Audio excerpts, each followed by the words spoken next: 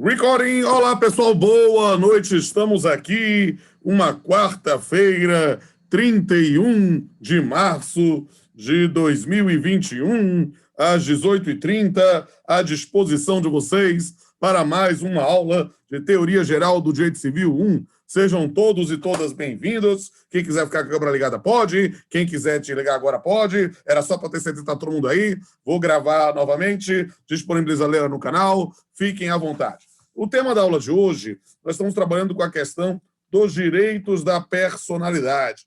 E, na aula passada, nós fizemos toda a parte do conteúdo fundamental dos direitos da personalidade. Estão vivos? Alguém estava vivo aí? Alô, alô? Alô, Houston, we have a trouble, they're not hearing me? Está todo mundo me ouvindo aí? Beleza? Ótimo! E eu gostaria muito, ficaria muito feliz, deixo aqui registrado, que vocês seguissem lá não somente meu perfil no Instagram, mas meus canais no YouTube e, em especial, para o tema dessa aula, o meu segundo canal, o canal Papeando com Pamplona. Vocês estão sendo meus alunos pela primeira vez agora, aí talvez não saibam um pouco da minha história. Eu, durante 7 anos, fiz um talk show jurídico, né? Era uma temporada na Netflix, né? 7 temporadas, né? Era quase um programa, né? E aí nós encerramos ano passado, em 2020, por causa da pandemia, porque era algo de gravação presencial, e eu fiz, logo na segunda ou terceira temporada, um episódio com o hoje professor titular da UERJ, Anderson Schreiber, justamente sobre direitos da personalidade. E ele tem um livro sensacional sobre esse tema. Eu, claro, gosto muito que vocês estudem pelo meu livro, mas eu não faço reserva de mercado, não é isso, não, por gentileza. Eu tenho um mínimo de limite ético nesse ponto que a gente precisa, não pode ultrapassar. E, nesse ponto, você estuda pelo livro que quiser. E, para direitos da personalidade, claro, quero que estude pelo livro também, mas estudar o livro dele é muito bom, um dos melhores livros no país sobre isso. Então, o nome dele é Anderson Schreiber. Schreiber é escritor em alemão, né? Então, se vocês, talvez fosse uma profecia de que ele se tornaria um escritor, né?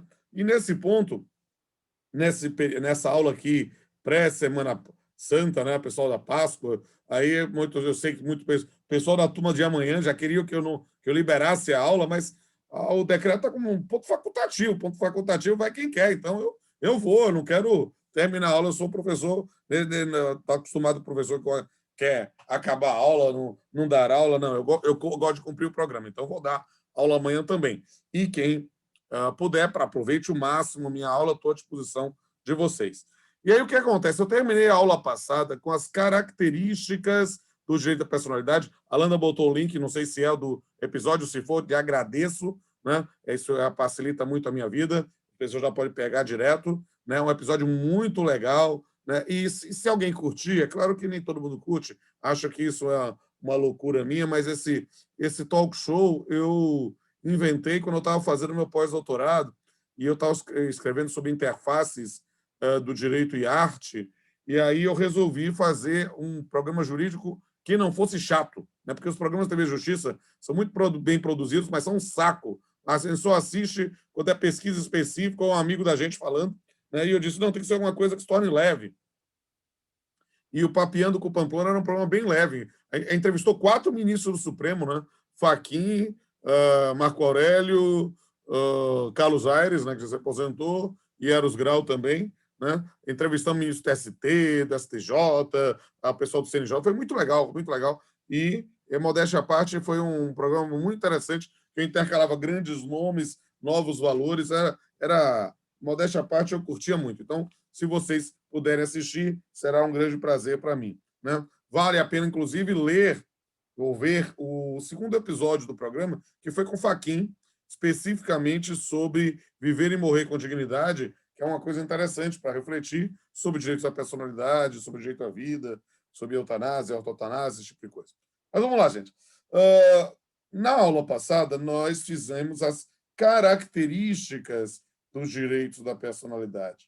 E eu deixei para esta aula falar um pouco da classificação dos direitos da personalidade no que diz respeito a uma concepção tripartite de corpo, mente e espírito, né? Corpo como parte do corpo, a mente como integridade psíquica e espírito como integridade moral, né? Eu sei que nem todo mundo usaria essa expressão espírito, né? Mas pense no campo da moralidade, desses valores sem conteúdo pecuniário. E é claro que a gente não pode esquecer do direito à vida, né? Como um direito síntese de todos os campos do direito da personalidade. E a tutela dos direitos da personalidade, acho que alguém fez uma pergunta sobre isso na aula passada, né? Quando a gente pensa no direito à vida também como um direito da personalidade, faz toda essa construção sobre a razoabilidade ou não da disciplina sobre o aborto, né? E é claro que essa é uma questão infindável que a gente não vai realmente ter um corte epistemológico aprofundado aqui em direito civil, porque, na verdade, é uma questão que mexe com discussão sobre direitos fundamentais, sobre persecução criminal, entre outros dados. Mas a discussão especificamente é perceber que a vida é também um direito da personalidade e, por isso, só e somente só em situações excepcionais nós pensamos nessa restrição, né? E isso é o link direto para falar da parte sobre um direito à integridade física no que diz respeito aos direitos da personalidade. E aí nós temos que falar sobre o direito ao corpo humano. Né? Por quê? Porque, na verdade, há nesse ponto a ideia de que ninguém pode abrir mão de partes do seu corpo, né? E essa é uma questão interessantíssima, né? Porque nós vamos trabalhar a questão da proteção à integridade física e que ninguém pode ser constrangido a submeter-se, com risco de vida, a tratamento médico ou a intervenção cirúrgica. Esse é o tema do consentimento informado, que é muito caro nas questões de bioética, né? E também a questão, nesse ponto, precisa ser trabalhado quando a gente pensa no direito ao corpo humano, o direito ao corpo vivo. Aqui eu preciso que vocês façam um link do artigo 15 do Código Civil com o artigo 13 do Código Civil, que fala o seguinte: salvo por exigência médica, é defeso o ato de disposição do próprio corpo quando importar diminuição permanente da integridade física ou contrariar os bons costumes. Parágrafo único. O ato previsto nesse artigo será admitido para fins de transplante na forma estabelecida em lei especial. Então, essa circunstância de que, claro, você pode pensar em órgãos duplos, né? No caso, o rim, né? Ou partes de órgãos, tecidos ou parte do corpo, cuja retirada não impeça o organismo do doador de continuar vivendo. Então, a gente pensa na doação de medula, por exemplo. Né? É claro que nós não estamos falando de cabelo, não estamos falando de unha, nós estamos falando especificamente de aspectos vitais. E, nesse ponto, há um tema muito caro, quando falamos de direito da personalidade, que é a tutela da transexualidade, né? Porque essa noção de uma condição sexual da pessoa que rejeita a sua identidade genética e a própria autonomia do seu gênero, vou chamar de gênero biológico, né? Porque ela identifica-se com outro sexo que não da sua anatomia. E essa é uma questão que avançou muito nos últimos anos. Né? Eu me lembro que quando eu e Pablo começamos a escrever sobre isso, em 2002, as pessoas diziam que nós éramos malucos, que a gente estava querendo ser avançadinho demais, e hoje já toda uma construção sobre a noção da transexualidade, né, que importa em várias questões pragmáticas em vários campos do direito, até no campo do direito do trabalho, não é mesmo? Eu tenho outra, falando sobre homens trans ou mulheres trans, né? A discussão sobre o uso do banheiro no ambiente parece até uma questão menor dentro disso, mas é uma questão que acaba gerando uma repercussão muito grande. E eu tenho esse profundo respeito por quem eu sou um homem cis, branco, hétero, né? E eu tenho, nesse ponto, muito respeito por quem sente uma dor que eu não sinto e que eu preciso, e eu acredito que eu devo ofertar ao meu ombro amigo, a minha solidariedade, a alteridade, né? Eu não sei se vocês também conhecem a minha faceta musical, né? Um dos clipes da minha banda, que é um clipe com uma letra feminista, né? Que é a Bela Recatada e do Lar, né?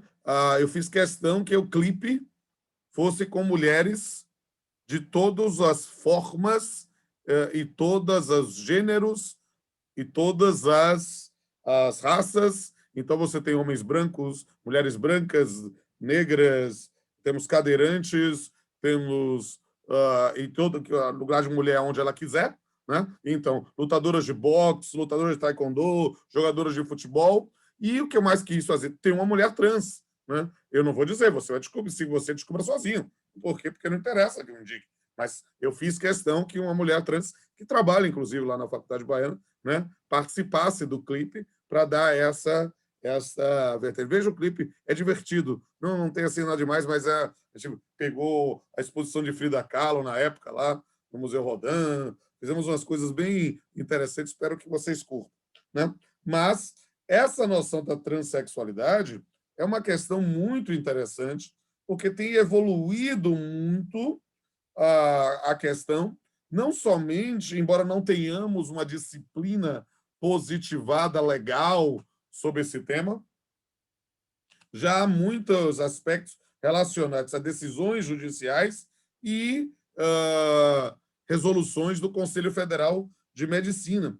E aqui é interessante também fazer a referência da diferença da transexualidade para a intersexualidade. Né? Por quê? Porque as pessoas, principalmente quem nunca estudou a fundo, vocês são de uma nova geração, provavelmente já estudaram isso até no segundo grau, mas quando eu comecei a ensinar sobre isso há 20 anos, as pessoas me olhavam com uma visão assim, um pouco de uma formação diferenciada, e nesse ponto eu preciso dizer isso a vocês, por mais que isso às vezes possa soar estranho, essa menção no artigo 13 do Código Civil a contrariar os bons costumes é uma expressão genérica que no passado era utilizada com muita frequência, hoje menos, mas ainda se usa, né, para restringir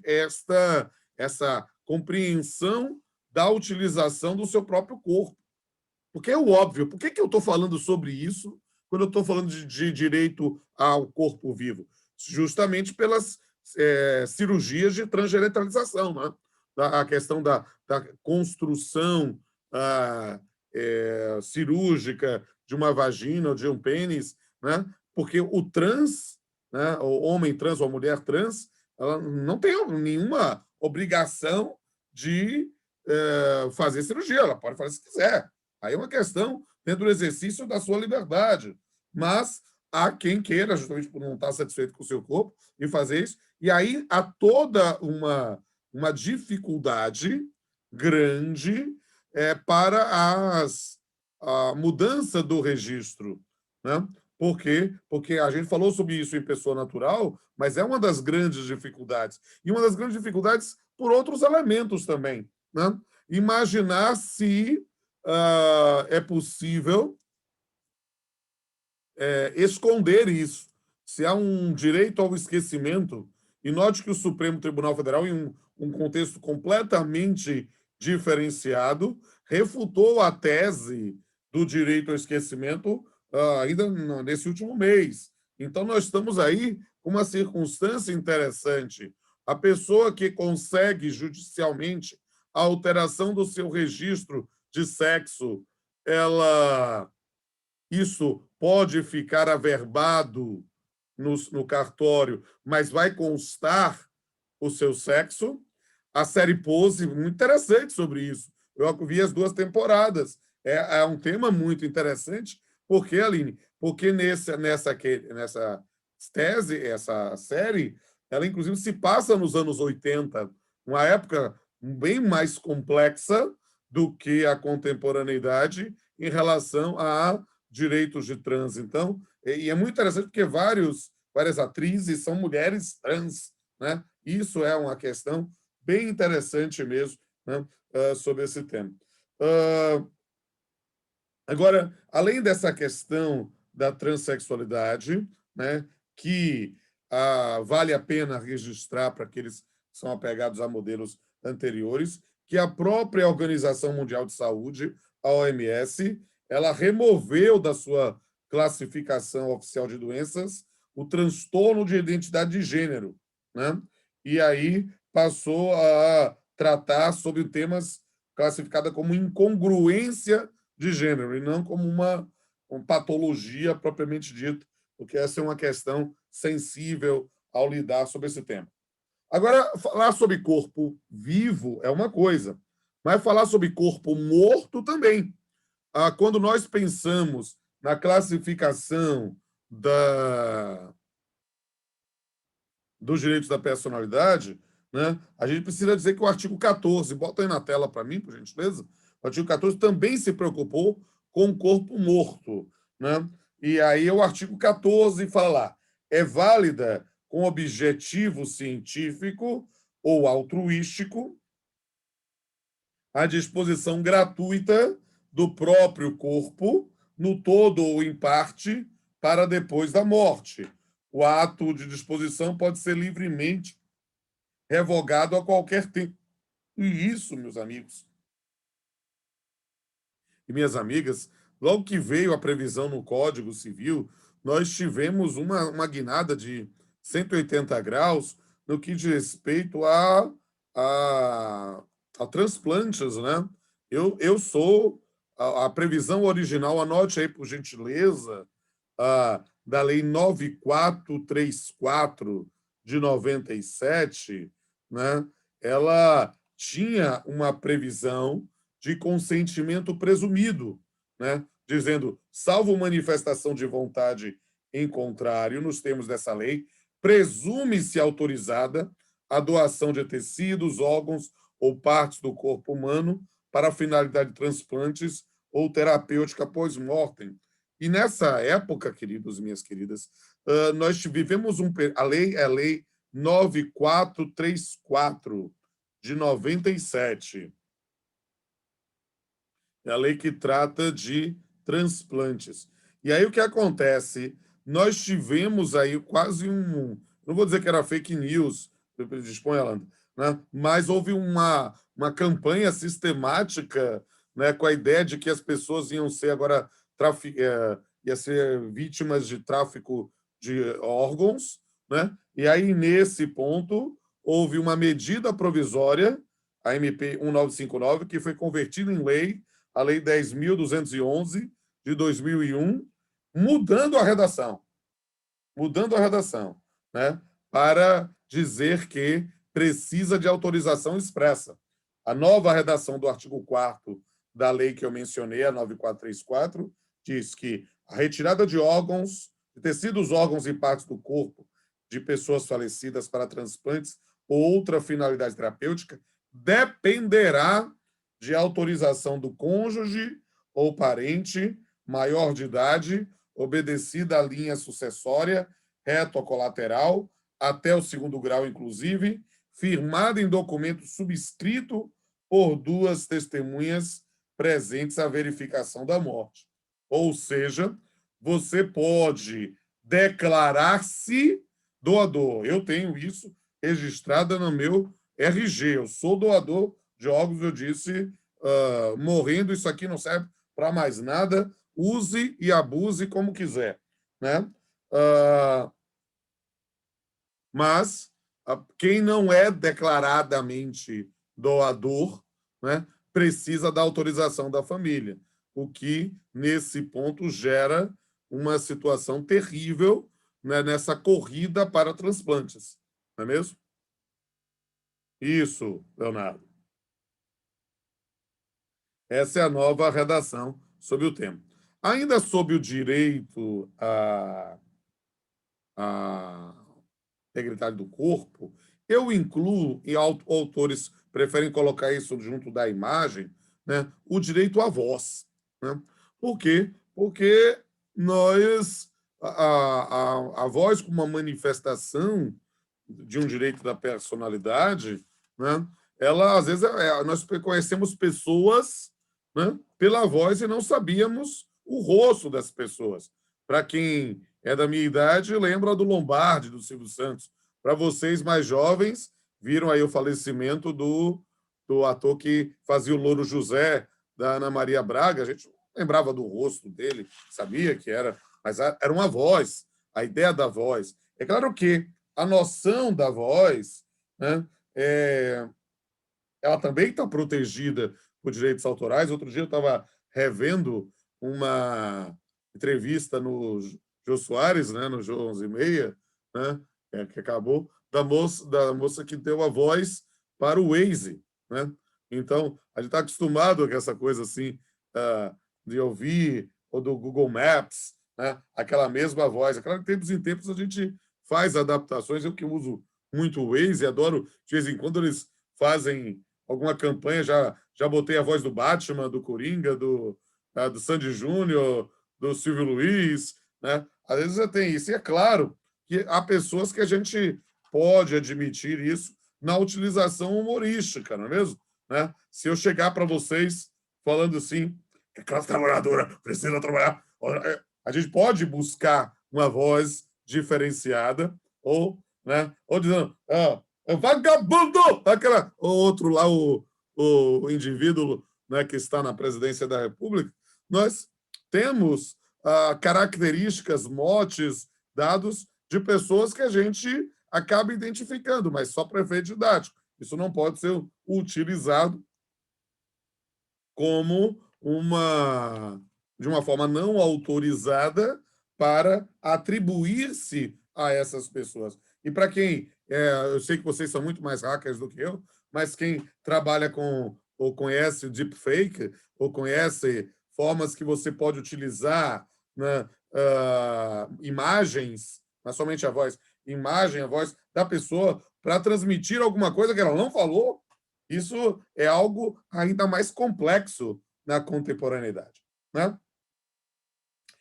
Bem, isso aí para falar do direito ao corpo, da integridade física com o direito à personalidade. Vamos falar um pouquinho também do direito à integridade psíquica. Né?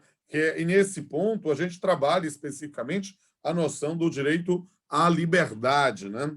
Em todos os sentidos, é preciso mencionar, e numa data que eu evito fazer essas menções até por causa desse período de discursos de ódio que a gente vive, mas hoje é uma data muito infeliz na história brasileira, né, em função de um determinado movimento que controlou o país durante 21 anos. Né? Então, é algo que a gente tem que ter cuidado, né, por causa desses períodos estranhos que vivemos, mas é preciso compreender a importância da restrição da liberdade, né? Até para estranhar, muitas vezes, quando as pessoas vêm em passeata pedir ditadura. Né? Essa é algo complicado. Né? E, nesse ponto, a gente precisa entender um pouco a noção da liberdade em sentido próprio de ir e vir, né, que é defensável por habeas corpus, e, nesse ponto, pensar em todas as manifestações da liberdade, né? Inclusive da liberdade de pensamento, a liberdade religiosa, a liberdade sexual. Então, nós temos aí, como manifestações de direitos da personalidade, situações que vão gerar situações de acomodações razoáveis, por exemplo, lá na relação de emprego. Quando eu penso, por exemplo, no exercício da liberdade religiosa, a minha empregada doméstica, por exemplo, é sabatista, né? Ela é adventista do sétimo dia, ela não trabalha dia de sábado. E eu assumi esse ônus, né? Então eu não exigi o trabalho ao sábado, então dessa forma já estaria lá. Mas é algo que as pessoas precisam aprender a lidar. E isso às vezes é complicado, quando a gente pensa, por exemplo, que a pessoa vai estar pedindo emprego para trabalhar num restaurante, né, em que funciona no sábado com muito mais frequência. Vamos pensar num período antes da pandemia. Então, essa é uma circunstância que verificar a possibilidade de compensação de jornada, né, para acomodar razoavelmente essas situações, são desafios que a gente vai ter. Né? E aí, voltando à noção da liberdade de gênero, liberdade sexual, né, é essa questão sobre o exercício da, da sua expressão, quando ele pensa em pessoas trans, nessa questão do banheiro. Poxa, tem coisas terríveis. Eu vou omitir o nome da instituição de ensino, não é uma instituição que ensino que eu tenha ensinado, mas eu sou, por ser professor do mestrado há muitos anos e ser uma pessoa acessível, então um pouquinho da água aqui,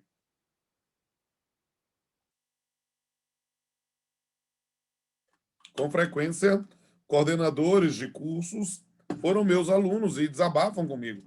Houve uma instituição de ensino aqui que havia uma aluna trans no curso de psicologia, né? E era uma mulher trans no curso de psicologia, mas não tinha feito cirurgia de transgeneralização, nada do gênero. Mas as alunas se mobilizaram contra a coordenação para que ela não usasse o banheiro feminino. Isso é um negócio, para mim, surreal. Aluno de psicologia. E aí, o coordenador, um cara muito hábil, né? Ele lidou assim, olha, minhas meninas, vocês compreendem a noção do desejo? Vocês... Ela é uma mulher trans, não tem nenhum desejo por você. É uma mulher trans, né, que não tem interesse em mulheres, ela poderia ser uma mulher trans lésbica, né? Não, era uma mulher trans que não tem interesse em mulheres e ela só tem que ir ao banheiro para fazer as necessidades dela e sair. Vocês vão querer que ela vá ao banheiro, né? Porque aquela hora o cara pegou pesado, né? Porque algumas namoravam com alunos também do curso, em que estavam seus namorados, que são objeto do desejo dela, né? Precisou trabalhar com desejo num curso de psicologia para as pessoas perceberem a coisa. Foi um negócio assim, sabe? É meio surreal, né? Eu não sei, e a gente está sem contato presencial há algum tempo, mas eu não sei se nós temos no curso de Direito, nesse momento, alunos trans ou alunas trans, mas é algo que é preciso a gente perceber isso, né? E aí a gente precisa compreender essa noção do respeito à liberdade, né? E isso é uma questão muito importante na noção também, né, como um direito da personalidade. E do direito da personalidade, a gente também deve pensar na liberdade de pensamento também para as criações intelectuais. Os direitos autorais, na parte moral, são também direitos à personalidade. Uma coisa é a faceta patrimonial de um direito autoral. Outra coisa é a, a autoria. A autoria é um direito da personalidade a ponto de ser protegida pela Lei de Direitos Autorais Brasileiros até o direito ao ineditismo. Né? Você pode fazer os seus poemas e não querer compartilhar com ninguém. Ninguém pode, nesse momento, divulgar alguma coisa sem a sua autorização. Né? E essa é uma questão complexa que gera problemas, por exemplo, em relação ao plágio, a noção, por quê? Porque precisa ter um campo de atuação. Uma questão que é interessante também nessa questão da proteção à liberdade de pensamento é a noção do direito à privacidade. Né? E aí o artigo 21 do Código Civil fala lá, a vida privada da pessoa natural é inviolável e o juiz, a requerimento do interessado, adotará as providências necessárias para impedir ou fazer cessar ato contrário a esta norma. Essa é uma questão muito complexa num período de Big Brothers, né? Num período de redes sociais, um período quando a gente fala sobre a própria noção dos paparazzi, né? Ou do paparazzo, ou paparazza, ou do paparazzi, como é plural, né? Dos paparazzi, né? Quando a gente pensa na exposição, eu lembro muito aquele programa que queria botar sandálias da humildade, né? Lá na Carolina Dickmann, vocês se lembram disso? Né?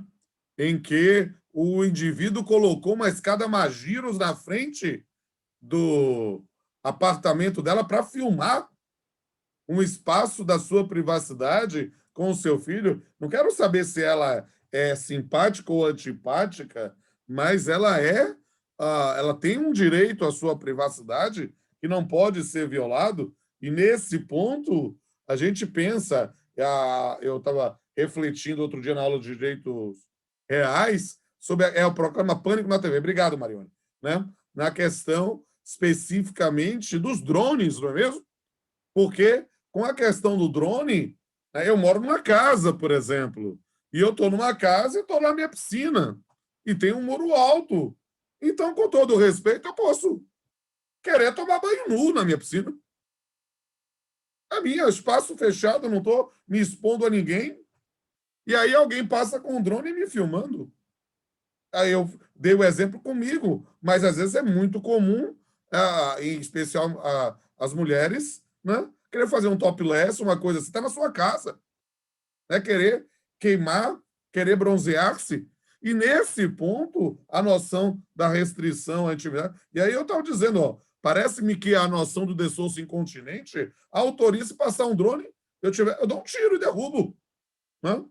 Por quê? Porque perceba que é uma determinada restrição a um atentado a meu direito da personalidade, ainda que seja um direito de propriedade do dono do drone. Então, essa noção de ponderação de interesses é algo que pode ser entendido. E aí é interessante falar sobre isso, por quê? Porque a gente está vivendo um período tão estranho na história do mundo e do país que alguém falar em defender-se, inclusive fisicamente, contra o atentado, né, a pessoa já pensa logo, vai lá, ele deve ser bolsominion, uma coisa assim do gênero. E definitivamente não sou, mas eu preciso entender que há um sistema normativo que protege a nossa integridade física, psíquica e moral. E essa é uma questão que a gente precisa enfrentar. Né? Mas é preciso, talvez, explicar um pouco sobre privacidade e também sobre segredo. Sobre segredo. Por quê? Porque privacidade, né? A gente tem privacidade, tem intimidade e tem segredo. Privacidade é restringir aos olhos alheios, né? Intimidade, só permitir a quem faz parte de um círculo muito íntimo, muito privado. E segredo, segredo que for contado para outra pessoa, deixa de ser segredo. Porque se é segredo, é só seu. Então, é algo que a gente precisa compreender. Há um autor clássico que vale a pena vocês fazerem pesquisa. O livro dele é esgotado, então vocês acham no Google, aí pode anotar o nome, por gentileza, que é o Paulo José da Costa Júnior, né? Pensando justamente em círculos concêntricos de um menor raio em que se desdobra a intimidade, nós vamos ter a privacidade, e lá dentro, no menor círculo, o segredo. E, finalmente, falando um pouquinho ainda para arrematar o tema dos direitos à personalidade, que é um complemento da aula anterior, o direito à integridade moral. Né? Aí, quando a gente pensa em integridade moral, nós pensamos em alguns interesses jurídicos que precisam ser destacados, entre eles a honra e a imagem. Me recordem, por gentileza, eu já expliquei na aula passada a honra à imagem, eu me lembro de ter falado isso recentemente, mas não sei se foi para a turma de vocês. Não, né? Eu dou normalmente um exemplo com o Zeca Pagodinho. Dei em sala de aula? Aqui não, né? Então vamos dar, porque repetir a mesma piada duas vezes é horrível, né? E tem que explicar a piada pior ainda. Então, nesse ponto, é preciso entender a diferença dos conceitos de honra e de imagem. Honra, honra é um conceito, anote aí, meu povo. Honra é um conceito valorativo. Honra tem juízo de valor. Honra é axiológico. E aí nós precisamos entender, e por favor, o momento para ensinar esse assunto para vocês é agora. Pode ser que um professor de direitos fundamentais tenha antecipado, você tenha visto em penal, mas esse é o momento, então eu posso perguntar isso em prova, tá? Então, honra é conceito valorativo. Honra, né, ela vai se desdobrar em duas formas. Eu preciso que vocês saibam disso. Né? A honra objetiva, que é a reputação da pessoa, compreendendo o seu bom nome, a sua fama, aquilo que desfruta no seio da sociedade. E a honra pode ser subjetiva, que é aquele sentimento pessoal de autoestima, não é mesmo? Como você tem a consciência da sua própria dignidade. Ou seja, quando alguém te fere a autoestima, a priori, ele está lhe atacando a honra subjetiva. Já a honra objetiva é a sua reputação perante a sociedade. Todo mundo entendeu até aí? Faz um joinha pro tio. Beleza. Então, Uma dúvida rápida. diga, Tito.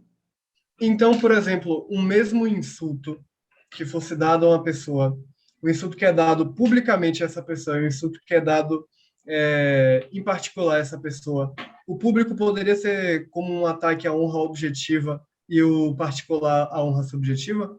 Sim, é possível, porque se você fez em particular para a pessoa sem nenhum tipo de repercussão no meio social, você não deixa de estar atacando a honra, mas está literalmente fazendo um juízo negativo para a pessoa. Sim, pode ser. Agora, é Pronto. preciso entender esses elementos de subjetividade. E aí, por isso, eu quero que fique muito bem assentada a diferença de honra para imagem. Por quê? Porque imagem é a expressão exterior da individualidade, né? Ou seja, é a forma pelo qual a pessoa é reconhecida juridicamente. Daqui a pouco eu ligo para você que eu estou em aula, né? É o que eu mando mensagem, né? Então, nesse momento, é imaginar o quê? A, a, a imagem como você é reconhecido. E isso também, Marco Aurélio, tem duas facetas. A imagem pode ser a imagem retrato. Imagem retrato, bota com hífen para ficar bem declarado, imagem retrato, é...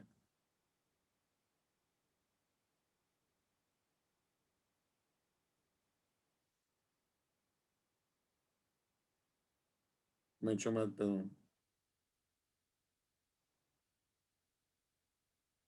A imagem retrato, desculpe, é aquela o aspecto físico da pessoa.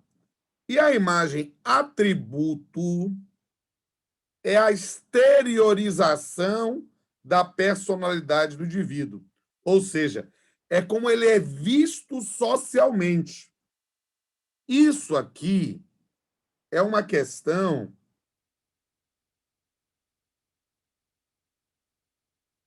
é uma questão é uma questão interessante. Por quê? Porque quando a gente pensa na imagem retrato, eu estou pensando as feições, o aspecto, a cara, né? Cabelo, a coisa.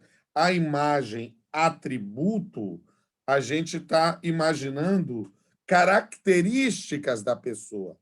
A exteriorização aqui, querido, da personalidade. E aí, o que é que eu quero mostrar para você?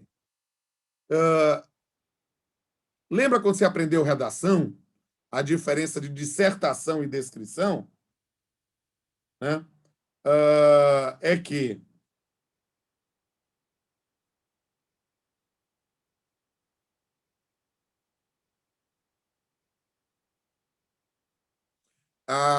na descrição você está falando alguma coisa, literalmente descrevendo o seu juízo de valor. Na dissertação, você está agregando o seu juízo crítico. Você está analisando. E isso é um negócio importante. Sabe por quê? Vou dar um exemplo, que é para você entender. Porque, as pessoas normalmente, e não se surpreendam, ficam tendo dificuldade para diferenciar honra objetiva de imagem atributo. Aí eu vou dar uma piadinha para você nunca mais esquecer e terminar a aula. Imagine, eu não conheço vocês pessoalmente, a gente acho que nunca teve presencialmente, nunca se aglomerou, né? Mas a gente não combinou nada. Eu digo para vocês assim, sabe Zeca Pagodinho? Liguem as câmeras quem puder para eu ver o rostinho de vocês, para ver a reação de vocês. Se eu disser para vocês que Zeca Pagodinho se converteu ao budismo, qual é a reação de vocês? Olhando. Se eu disser que Zeca Pagodinho botou uma manta e está ensinando os fundamentos do budismo ali no Jardim de Alá, qual é a reação de vocês? Eu não combinei nada, né? Agora, se eu disser para vocês que Zeca Pagodinho parou de beber, qual é a reação de vocês? Eu estou olhando o rostinho. A gente não combinou nada, mas isso é instintivo. Se eu digo que Zeca Pagodinho, digo falsamente, Zeca Pagodinho parou de beber, eu ataco a honra dele? Não. Porque parar de beber não é uma coisa por si só ruim, não. É uma coisa boa. Ele, inclusive, vai poder cuidar do fígado se ele ainda tiver um. Mas, como alguém já escreveu aqui, ninguém acredita que ele abandone a cervejinha. Por quê? Porque ele construiu a imagem do maior bebedor de Brahma do país, aquele que, na Guerra das Cervejas, permitiu-se dizer experimenta.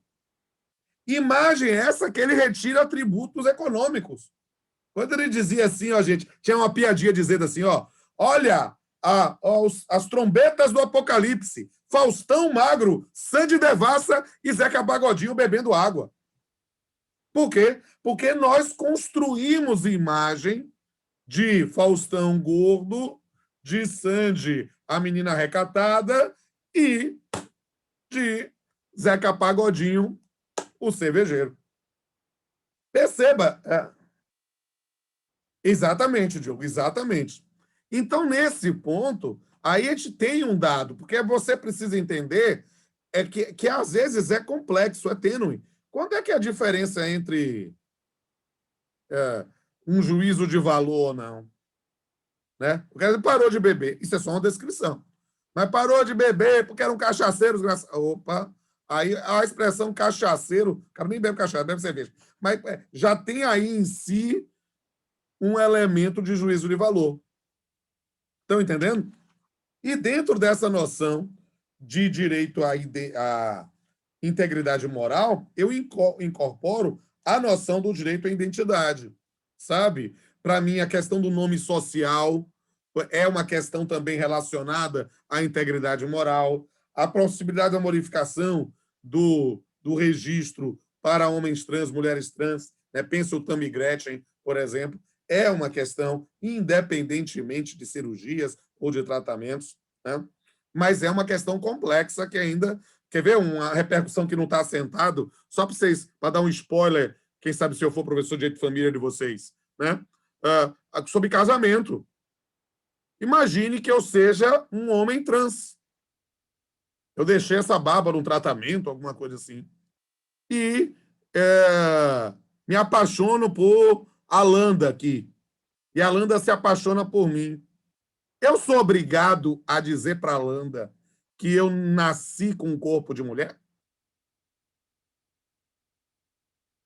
Seria um erro de pessoa ela casar comigo? E há muitas questões, porque o casamento na concepção tradicional era para ter prole, para ter filhos. Então não pode. Mas perceba, ninguém casa só para ter filho. Eu estou divorciado, estou com uma namorada. Posso morar com ela, posso casar com ela, mas não quero mais ter filho, não. 50 anos, não quero mais, não.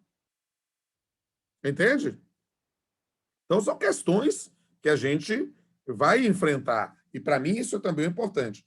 Pelo horário, eu já tenho que terminar. Eu só quero dizer para vocês, antes da gente encerrar, que a proteção aos direitos da personalidade pode se dar de duas modalidades: preventiva ou repressiva.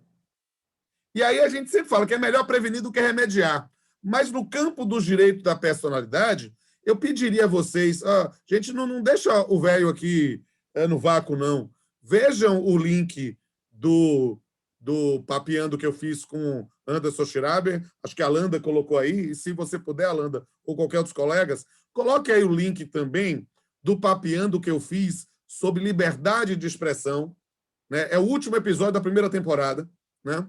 Que eu fiz com Carlos Aires de Brito, estava recém-aposentado na época do Supremo Tribunal Federal, e é sensacional. E ele revela uma coisa de uma tendência do Supremo, né? Esse tipo de prevenção de proteção é preventiva e repressiva. Por quê? Porque, é claro, nós temos hoje aí o Alexandre de Moraes com uma perspectiva um pouco diferenciada, né? Mas tradicionalmente, o Supremo sempre foi muito mais de atuar na reparação dos danos. Isso, eu mandei os vídeos no grupo do POTS, mas é que muita gente entrou depois, Tito. Então, eu estou, assim, muito preocupado, pode ser que eu tenha que resgatar isso, né?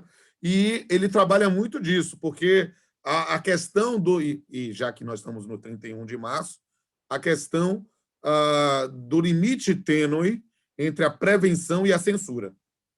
E censurar não é medida que se compatibilize com o Estado Democrático de Direito. E acho que é a melhor forma de encerrar uma aula no dia 31 de março. Que a gente não seja viúva da ditadura e que a gente preze a liberdade de expressão, inclusive de quem se expressa contra nós. Que Deus abençoe aqueles que acreditam em Deus e que aqueles que não acreditam, que as energias conspirem no universo para que a gente possa ser feliz e sobreviver. Fiquem em casa nessa Páscoa. Boa Páscoa para vocês. Eu sei que ninguém está saindo, mas se alguém morar aqui para o lado de Piatã e tiver de bobeira, pode visitar o velho aqui, que eu estou me sentindo só ainda. Um beijo a todos e todas.